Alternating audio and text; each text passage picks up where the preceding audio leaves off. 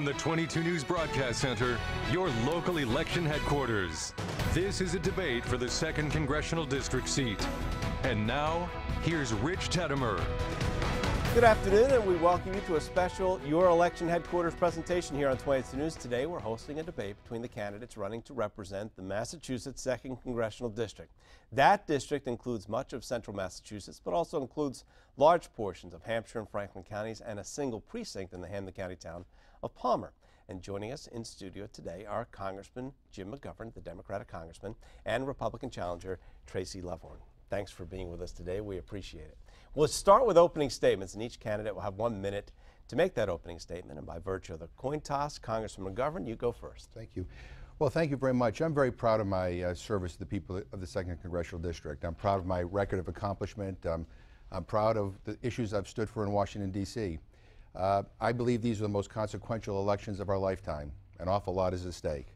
I believe everybody deserves first-class health care. We need to control health care costs and lower prescription drugs. We need to figure out a way to make sure we deal with income inequality. We have a lot of jobs out there, but they don't pay very much. We have more and more people working 2 or 3 jobs just to make ends meet. We need to rebuild our country. It's falling apart. We need an infrastructure bill, and I hope that we will be able to come to a bipartisan agreement to get that done. But we also need to deal with issues like climate change. We need to deal with issues like overturning Citizens United. There's too much money involved in our politics. And we need to make sure that we stand foursquare and out loud for human rights in our foreign policy. But what I want to do is refocus Washington's attention away from always helping those who are well-connected and well-off. And we need to refocus attention on the middle class and those struggling to get in the middle class. They deserve a stronger voice. And I hope, I ask you for your support in my reelection. I hope Democrats win all across the country so we can empower the middle class. Okay, that's time. Tracy, your opening statement, please. Well, thank you so much for having me here, Rich. Thank you, Congressman, and thanks Channel 22 for hosting this debate. You know, we all know our Congress is broken. After 22 years of being part of the problem, I really don't believe there's anything more that my opponent has to offer. You know, as a regional healthcare operator, I stood up to corporate fraud. I stood up and helped our senior citizens, and I have helped bring back hundreds of millions of dollars to our Medicare program. You know, when I see a problem, I look to find root causes, and then I actually search out and develop and work towards real solutions. I'm a wife, I'm a mother, I'm a healthcare provider, and I'm a small business owner. My opponent is a career politician. He historically votes with his party 95% of the time. After 22 years of extreme partisan politics, it's clear that he votes with his party. I will vote for our district 100% of the time. All right, candidates, thank you very much for your opening statements. We now move on to the question and answer portion of the debate. I'll ask a question, and each candidate will then have 1 minute to answer that question. We determine the order of questions through a coin toss, and by virtue of that coin toss, Congressman McGovern, you go first. Here's the first question. Midterm elections are often a referendum on the president that's in office, and this one, of course, no exception. What are you hearing from the people in the 2nd Congressional District of their opinions of President Trump, and do they want a member of Congress who will support or oppose his policies? Well, I think the people of this district, and I'm not just talking about Democrats, I'm talking about independents and Republicans, are horrified by the way this president behaves in the White House. He has set a tone that, quite frankly, is unacceptable. It demeans the presidency. They don't want a president who goes out and bullies his opponents, who talks about locking people up who he disagrees with. They don't want a president who degrades women, you know, who embraces white nationalists, who separates children from their parents at our border. I think people want a president who's going to unite this country, you know, who understands that he's the president for the whole country, not just an extreme wing of his own party. So, yeah, you know, wherever I go, people are in supermarkets and coffee shops, people are saying to me, what are you going to do to stop this? What are you going to do to change his behavior? What are you going to do to reel him in?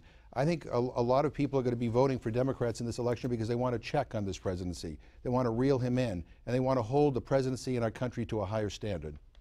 Tracy, your question, do they want a member of Congress who will support or oppose the policies of President Trump?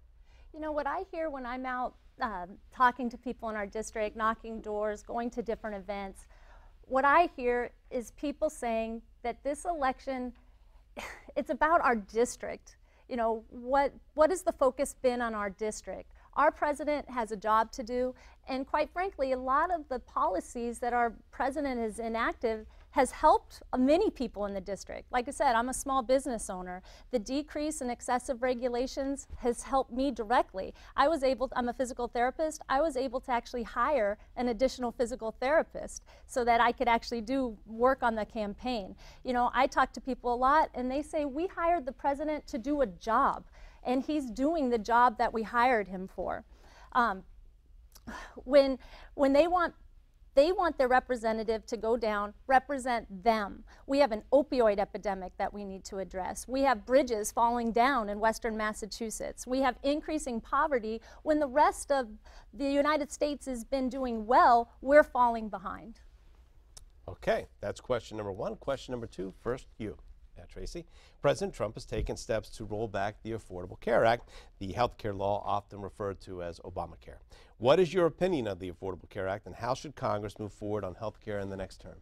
You know, that's a great question. I am in healthcare. I've been in Medicare rules and regulation and regulatory compliance for about 15 years of my 20-year career. I feel that the Affordable Care Act, there was elements to it. I do believe that we need to make sure that pre-existing conditions are covered moving forward, no doubt about it. But there's things about the Affordable Care Act that we have to acknowledge. Because of the Affordable Care Act, that was what made it to where Medicare was not able to negotiate with pharmaceutical companies to decrease the medications. The Affordable Care Act took away $800 billion from Medicare. There's things about it that just did not work, and it didn't work here in Massachusetts. It didn't work for individual states.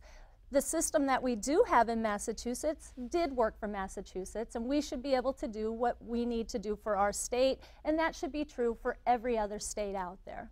Congressman, your opinion of the Affordable Care Act? Well, let's be clear. The Affordable Care Act did not deny Medicare the ability to negotiate lower prescription drugs. Medicare never had that ability. Some of us tried to get it in the Affordable Care Act. We were unsuccessful because the big pharma came in and persuaded enough senators not to vote for it. Secondly, the Republicans and the president have on numerous occasions voted to and supported efforts to repeal the Affordable Care Act outright, to literally take away protections for people with pre-existing conditions. They're saying now that, oh, we want to help people with pre-existing conditions. I've been in the House now. They voted 12 times to take those protections away. And they've offered no replacement. And in fact, as we speak, the White House is in court trying to get it so that pre-existing conditions aren't covered, and they've issued new regulations to help and guide insurance companies to provide policies that don't cover people with pre-existing conditions. Look, it is very clear that the president and the Republicans in Congress are not on the side of expanding health care protections. They're trying to basically reward insurance companies and those who make profits off of health care. So if you want to protect health care, then you better support the Democrats. All right, the abortion debate has been ongoing in the United States since even before Roe v. Wade was decided in 1973. What are your views on access to abortion in this country? Do you think that any federal laws need to be changed? No, I'm a believer that a woman should have the right to choose. I support Roe versus Wade. I'm concerned that now with Justice Kavanaugh on the court that Roe versus Wade will be overturned. But I think women ought to have access to safe reproductive counseling and reproductive services. And that means making sure that abortion is safe, legal, and I believe it should be rare. But we have a Congress that has routinely tried to chip away at a woman's right to choose. I find that to be wrong, and I have fought against it, and I will do everything I can to continue to fight against those who want to repeal Roe versus Wade and take away a woman's right to choose. Your views on access to abortion, should anything be changed? Right now, Roe v. Wade is established law. It is what it is, and there's nothing that a representative can do to say one way or the other. It went to the Supreme Court, and that's the law of the land. If it were to get overturned, it then goes down to a states' rights issue, and that, again, is out of the hands of a U.S. congressman. What I would like to say, though, is I need to go back to what Mr. McGovern was saying about Republicans and Democrats. This race, be clear, this should not be against Republicans versus Democrats. That's what's gotten us into the mess we're in. This race is Jim McGovern against Tracy Lovvorn. Tracy Lovvorn is running to be your representative. I'm not running to be your Republican representative or your Democrat representative. I'm running to be your representative. And I think that's very, very clear in the politics that are happening in D.C. and why things are so broken in D.C. And that's what I want to fix. Okay, a major tax reform package was signed into law this past winter, which cuts corporate taxes and individual income tax rates, but eliminates many popular deductions. Do you support these changes to the tax system? And if not, what kind of tax package would you like to see? You know, taxes in general, there's too many taxes all around. I do support the tax cuts. I think if you actually do the math, about 66% of the people in this district get to double that write-off. It went from, I believe, 12,000 to 24,000 or 6 to 12. Sorry if I missed that. But the tax cuts have helped. It's helped generate even more jobs, especially the tax cuts to the small business owner like myself. Like I said, I was able to hire more. The job rate right now, I think in Massachusetts, it's like 3.8% unemployment. People are working, and they're going to say, yeah, but because of the tax cuts, we have a $2 trillion deficit. But if you look at the CBO's new reporting, we are generating more revenue in taxes than we ever have. We're breaking records over and over again. It is generating more revenue. It's helping everybody. Congressman? Look, this is about fairness. I mean, to those watching, I mean, does anyone think it's fair to have a tax cut bill where 83% of the benefits go to the top 1%? I mean, you know, really? I mean, and that's what this tax cut bill does. It's not fair, number one. Number two, in Massachusetts, the state and local tax deduction, it got decreased, so a lot of people ended up paying more here in Massachusetts and in a few other states. The other thing is it adds to our debt and significantly, trillions of dollars. And here's the thing. It wasn't paid for, and we heard the other day Mitch McConnell, the Senate Republican Majority Leader, say basically how they're going to try to pay for the tax cuts. They're going to pay for these tax cuts for the rich by looking at ways to cut Social Security, Medicare, and Medicaid. Don't take my word for it. Google it. Google Mitch McConnell and his comments on the tax cut. He's going to pay for it by going after Social Security, Medicare, and Medicaid, and I think that is wrong. Okay, candidates, we're at the halfway point of our debate right now. We're going to take a short 2-minute break and then more questions for the candidates running to represent the Massachusetts 2nd Congressional District. You're watching 22 News.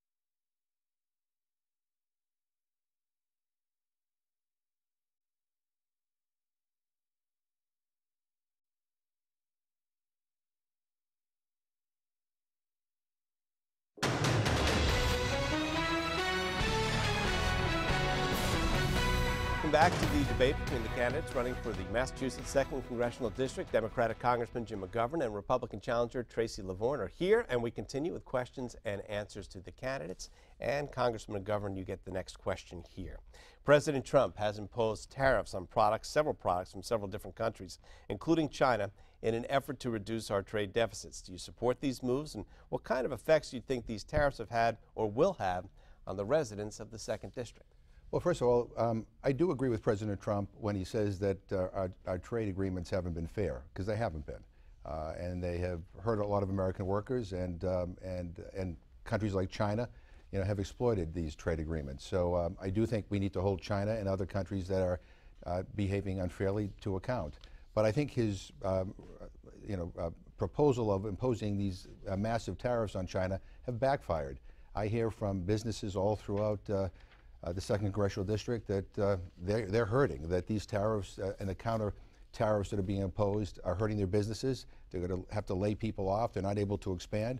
I'm even hearing from farmers here in Massachusetts and across the country that these tariffs have had a negative impact. So, there are ways to try to negotiate fairer deals. We need to utilize the World Trade Organization. We need to work with other countries. But I think the nuclear option at the outset was a mistake, and it's hurting a lot of our businesses here in Massachusetts and across the country. Tracy, how do you think these tariffs impact the residents of the 2nd District? I have talked to quite a few residents in the 2nd Congressional District, especially some farmers. That was more with the trade agreement, with Canada. But what they're telling me is they look to see what's happening with the steel industry in Kentucky. And they know that we now have more steel industry building. We have 2 new full-time factories that's created 1,500 jobs. The steel workers actually have power now that they've increased their wages, and things are starting to turn around for steel. And what my dairy farmers told me when I was talking to them is like, you know what, Tracy, we're going to trust in this process. It's going to hurt a little bit right now, but we're going to make a little bit of sacrifice and do what's best for our country. They can see that it is working. As far as with China's economy, for the first time in decades, has finally slowed down a little bit. That's going to bring China to the table. It's going to work. We just need to be patient. Comprehensive immigration reform has proven impossible to pass in Congress for many years now. What would an immigration reform package need to have in order to secure your support? And is there anything that would be a deal breaker for you? That has been the political football for decades. And that's what I would love to call out, our current congressman on. He has been in Congress for 22 years. He'll be the first one to speak to immigration reform and how important and how it's needed. Why hasn't it been done? Every president for the last 4 or 5 presidents has been guaranteeing and working towards the same goals. Obama in 2014 begged Congress, please do something. He was dealing with exactly the same thing that President Trump is dealing with now.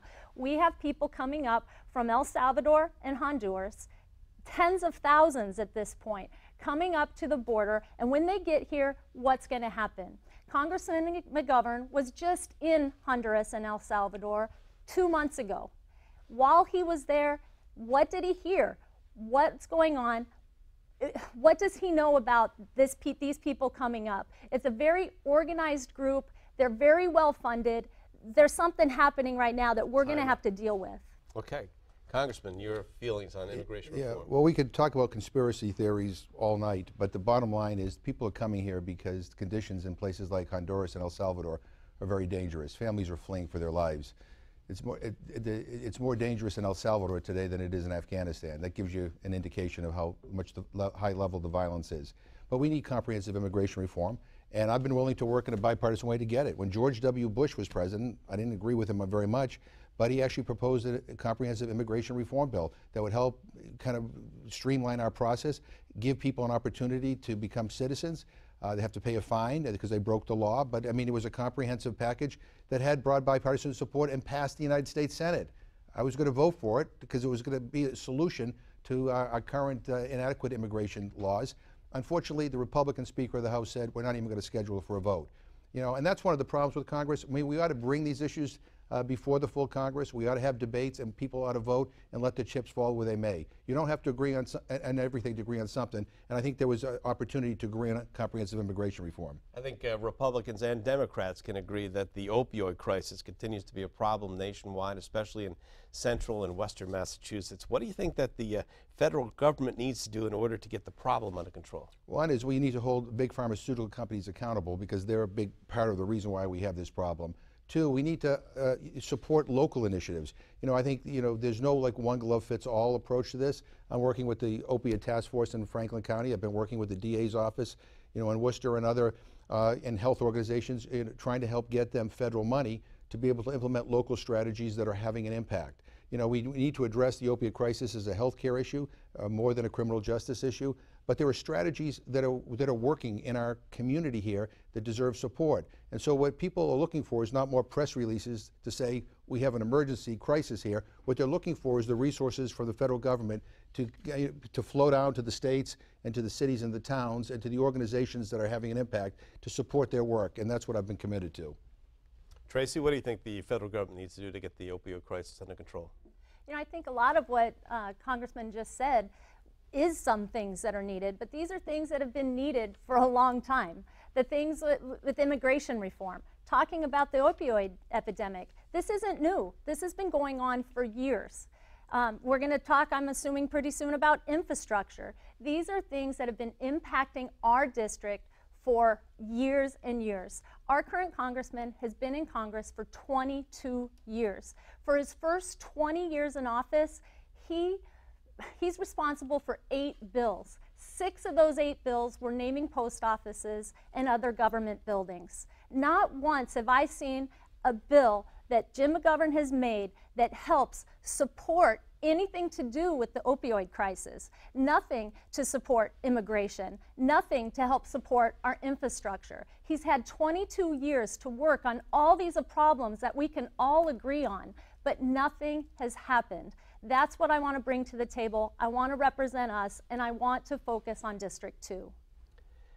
Gun control remains divisive, very divisive. Despite a lot of talk about the issue, there's been little change on the federal level. Does the United States need to pass more stringent gun laws? And if so, what kind of restrictions would you like to see? You know, when it comes to gun control in this country, every time you go back to a root cause, again, in healthcare, I have to focus on root causes. I can't treat symptoms, or I'm not going to help a patient get better. Root cause over and over again has come up as mental health crisis. Whether it's gun control, whether it's the opioid epidemic, whether it's our kids. Right now, middle schoolers in the United States, the #1 cause of death of middle schoolers is suicide, even more so than accidents. We have a mental health crisis in this country. That's where we need to focus. And again, I have not heard anybody come up with a solution. When you go down to Newtown, and you find out that that mother in Newtown was begging for help for her son, begging for help for 4 years, looking for help for her son for mental health, and there was nothing available. That's where the root cause is. That's what we need to focus on, and that's how we're going to be able to help protect so many of us here in the United States. Let me get Ms. Lovvorn distorted my legislative record, and I guess in the age of Trump, facts don't matter, but they really should matter. She mentioned that I haven't passed any legislation to deal with the opiate crisis. I just passed a bill with Senator Susan Collins, a Republican of Maine, that was actually signed by the president to help grandparents who are raising their grandchildren because their kids are addicted to opiates. So, you know, I just want to clarify that record. Or go to jimmcgovern.com if you want to know my legislative records. But let me on the issue of gun control and gun safety. Look, we need to do something. I mean, people are dying of gun violence every minute in this country.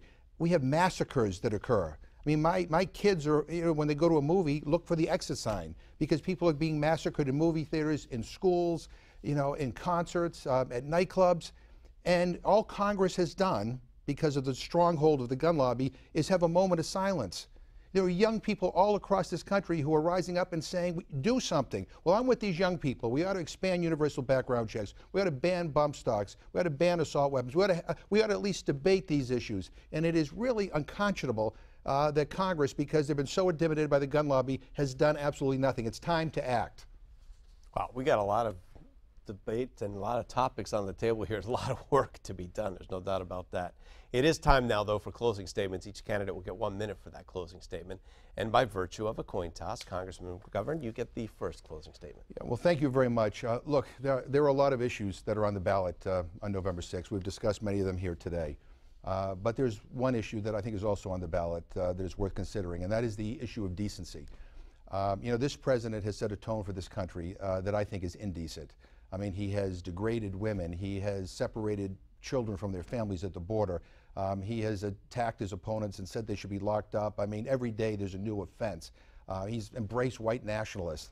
Enough. This is not normal. This is not who we are. And people of good conscience, Democrats, Republicans, and independents, need to say no. This behavior cannot be rewarded. And people need to stand up to it. To say nothing, to be silent, is to be complicit. And there are too many people in Washington who are complicit, who go along to get along. It is time for us to reclaim the decency of our country. Our government should appeal, to use Lincoln's words, to the better angels of our nature. That's what I'm committed to. I want our government to be good, clean, and decent. I want to go back to Washington to fight for the issues that I know you care about. Please give me your support on November 6th. Thank you very much. Tracy Lovvorn, your closing statement, please. You know, one of the things that we just heard that I want to be very, very clear on, Jim McGovern is running against Tracy. I am not Trump. My name's Tracy Lovvorn. I'm running to be your U.S. representative because I want to represent us. I want to represent all of us, and I want to focus on the needs of Congressional District 2. Again, our congressman listed item after item after item of things that have not been addressed by Congress. I think he fails to remember that he has been a member of that Congress for 22 years. Again, 22 years, what have you done that addresses any of the issues that are at hand? You know, Columbine happened in April of 1996.